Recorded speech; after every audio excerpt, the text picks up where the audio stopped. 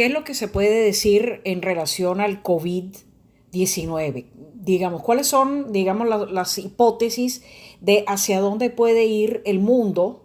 ¿Cuáles serán los grandes cambios que va a sufrir el mundo de ahora en adelante a raíz de la aparición de esta enfermedad, de esta pandemia tan grave y tan difícil y tan contagiosa como nunca antes?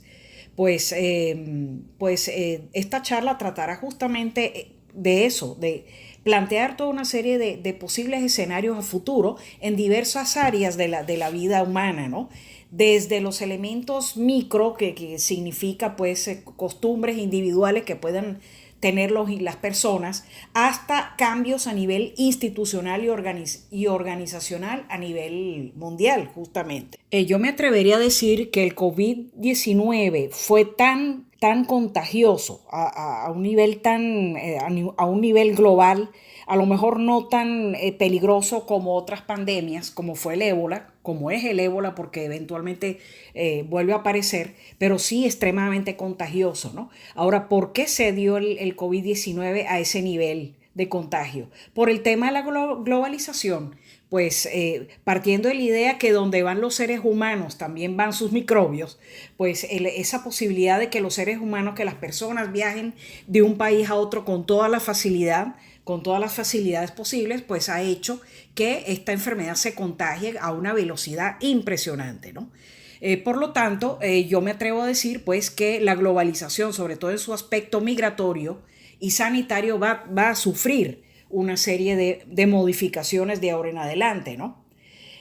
Ahora bien, ¿qué cambios pudieran plantearse? ¿Qué cambios institucionales, prácticas de todo tipo que pudieran plantearse en el mundo de ahora en adelante? Yo hablaría pues de tres etapas, ¿no? Cambios a nivel de corto plazo, cambios a nivel de mediano plazo y cambios a nivel de largo plazo. Como primera etapa, es decir, los cambios que se puedan plantear eventualmente a corto plazo, de hecho ya son procesos que se están dando, ¿no? Desde el mismo momento en que se inició la pandemia, es decir, durante toda esta crisis, es todas las erogaciones, todas las ayudas que se están planteando y que se están dando, de hecho, a través de las multilaterales como Banco Mundial, Fondo Monetario, Banco Interamericano y todas las ayudas que puedan prestar las mismas naciones, los propios gobiernos nacionales a su población. Léase todo el dinero erogado para fortalecer los sistemas de salud nacionales que están muy debilitados, ¿no?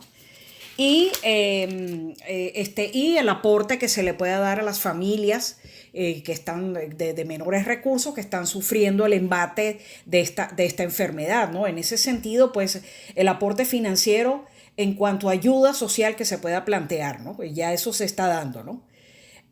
Una cosa que llama la atención que a mí me llama la atención, es el tema de las pensiones.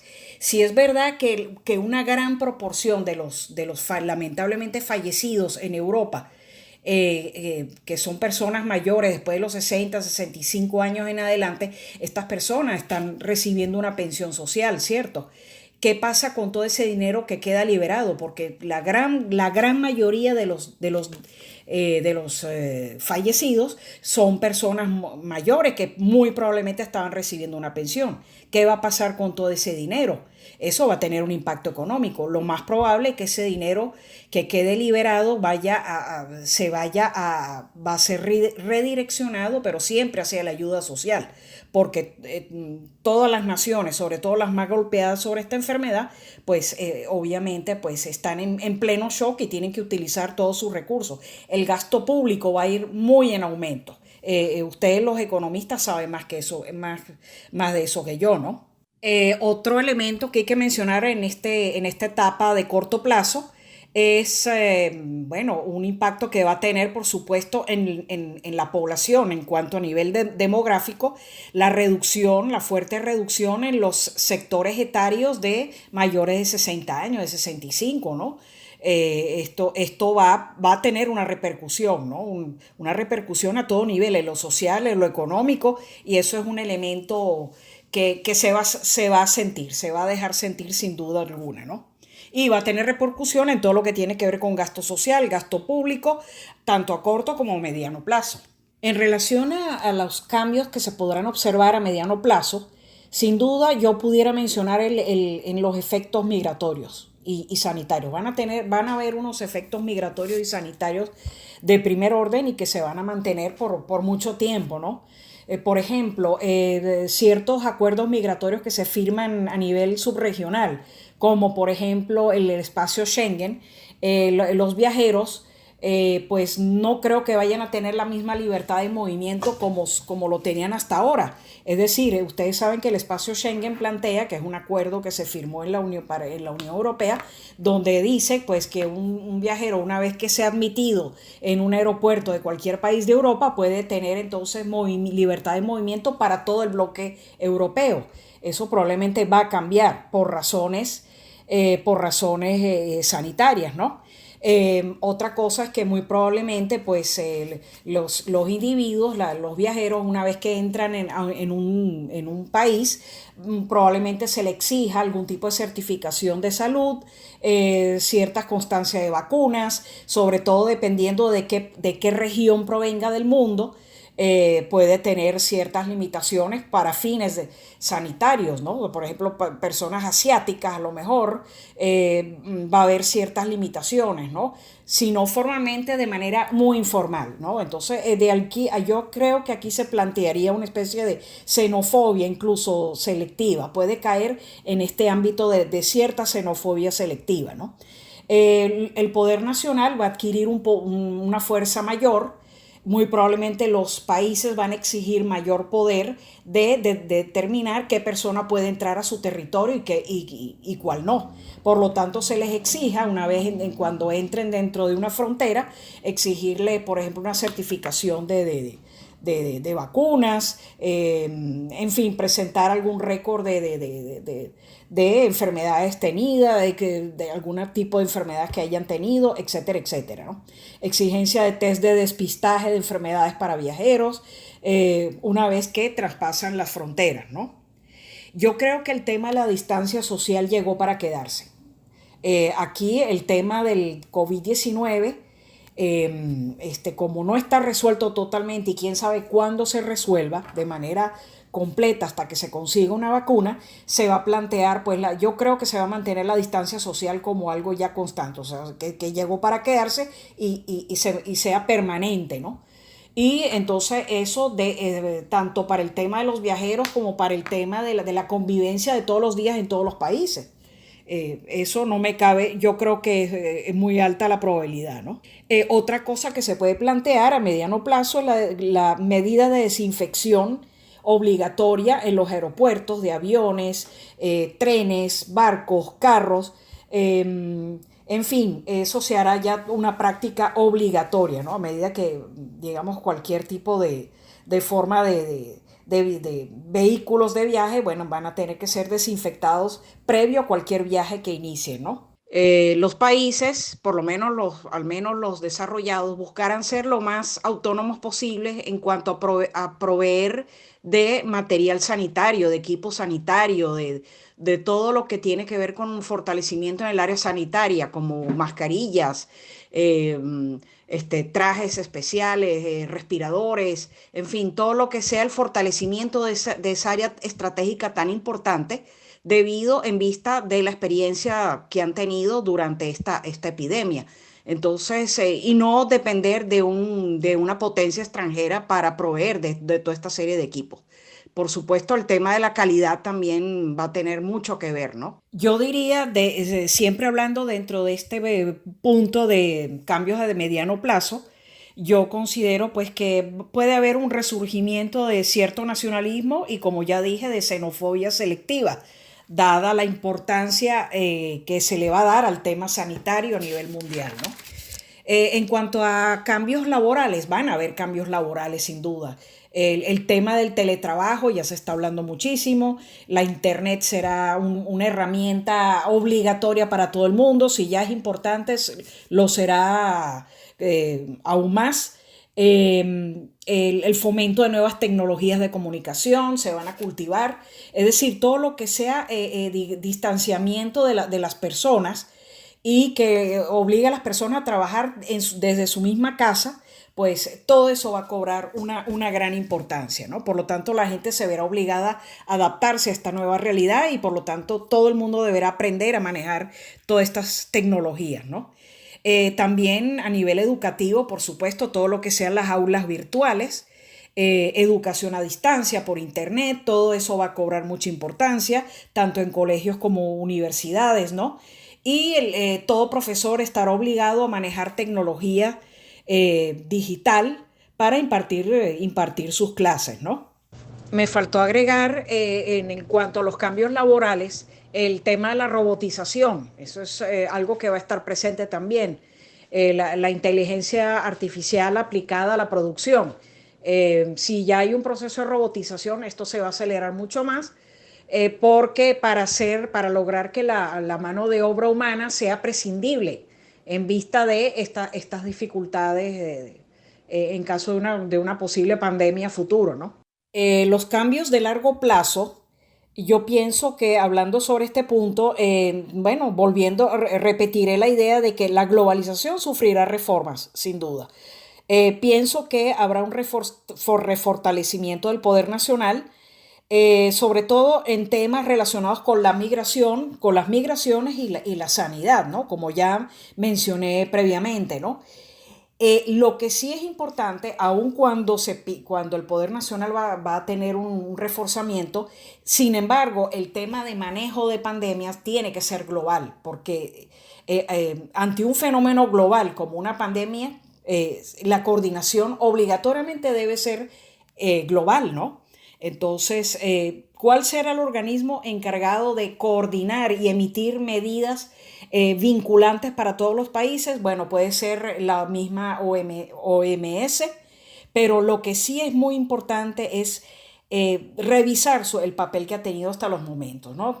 La OMS, si es la OMS la encargada entonces de coordinar las acciones que se deberán dar en relación a la superación de las pandemias, pues definitivamente va a tener que ser una organización con una altísima credibilidad y cuyas autoridades, en primer lugar, digo yo, deben ser médicos y deben tener una alta credibilidad. Eso es sumamente importante.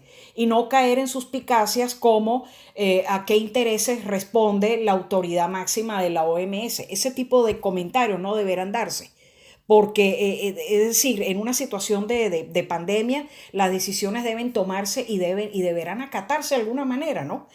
Eso por un lado, ¿no? Otra cosa muy importante es posible que un país, se puede aceptar que un país cubra el 30% del presupuesto de la OMS o de la organización que sea llamada a coordinar todas estas acciones, pues no es justo realmente, ¿no?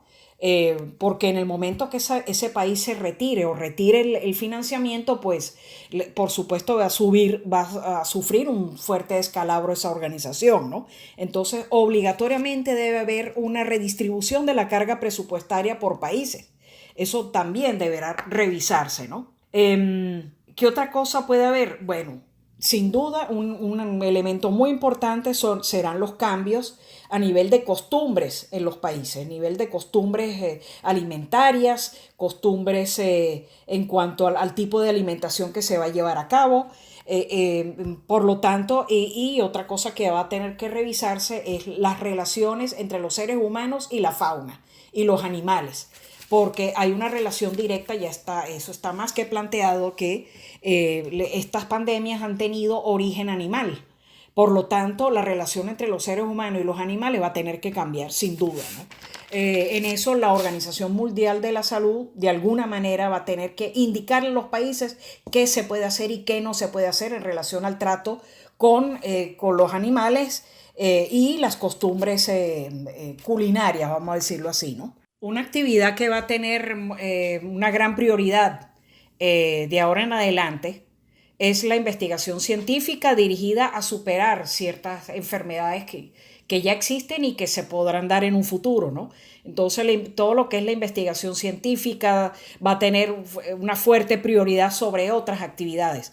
Y, por supuesto, va a tener mayor presupuesto, ¿no? Eh, dos debates muy importantes que se están dando, que ya empezaron a darse y que se va a prolongar en el tiempo, es el tema de cuál es el gobierno más apto para someter una pandemia, para superar una pandemia, ¿no?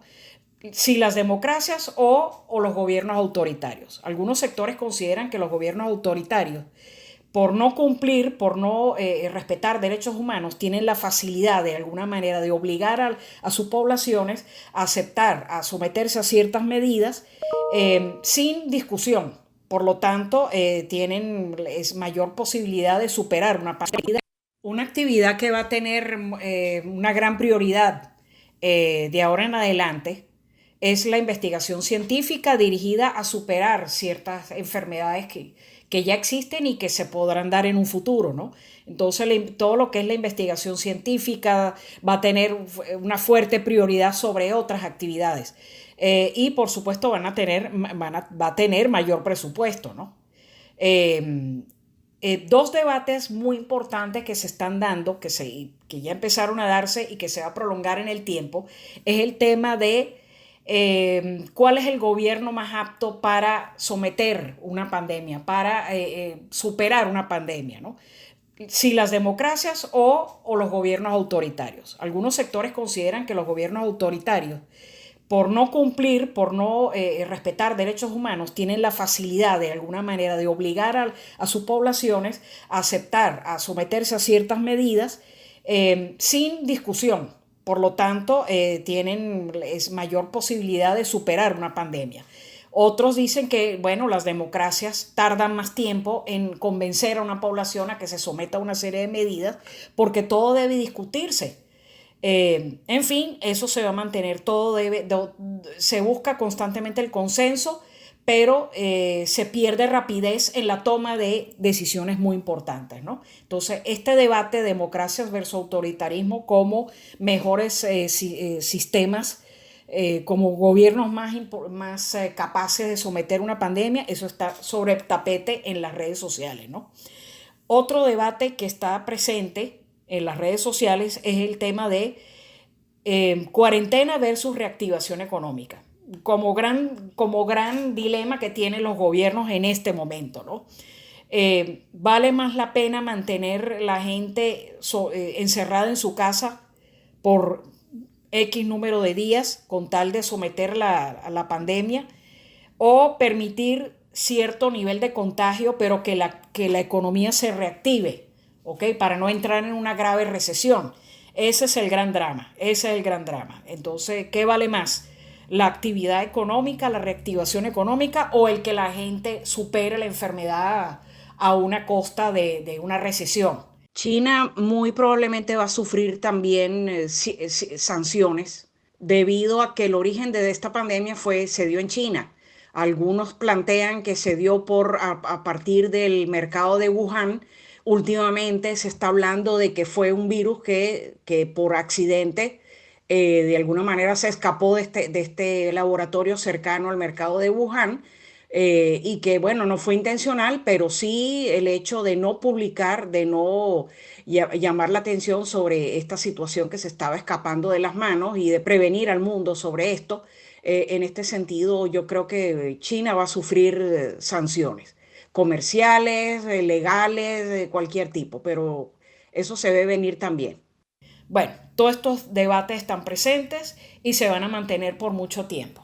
Bueno, muchachos, me dio gusto. Estos son puntos de discusión que les ofrezco. Puede darse, en algún momento se puede plantear, digamos, algún otro tipo de discusión por mi parte para abundar sobre estos puntos y otros nuevos.